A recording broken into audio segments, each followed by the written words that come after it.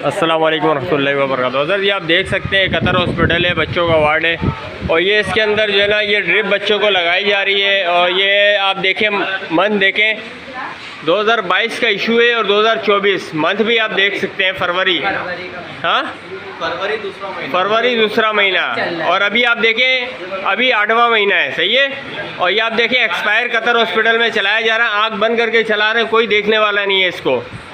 Kindly इसको ज़्यादा share करें। औरंगीटोन कतर हॉस्पिटल 1 नंबर से आगे औरंगीटोन कतर हॉस्पिटल गवर्नमेंट का है, जहाँ पे कनोला भी आपको ख़रीदना पड़ रहा है, एक चीज़ ख़रीद के लाना पड़ रहा है। कोई यहाँ चेक करने वाला रीचेक करने वाला नहीं है। अगर पेशेंट के साथ कोई मसला हो जाए इसका जवाबदार कौन होगा? प्लीज़ बराए मेहरबानी हुकूमत सिंध से मैं अपील करता हूँ इस पर फौरी तौर पे एक्शन लिया जाए, इसको लवारिस ना छोड़ा जाए, इस इलाके को फौरी तौर पे इस पर एक्शन लें। जज़ाकल्लाह। इसको ज़्यादा शेयर करें। ये पेशेंट आप देख सकते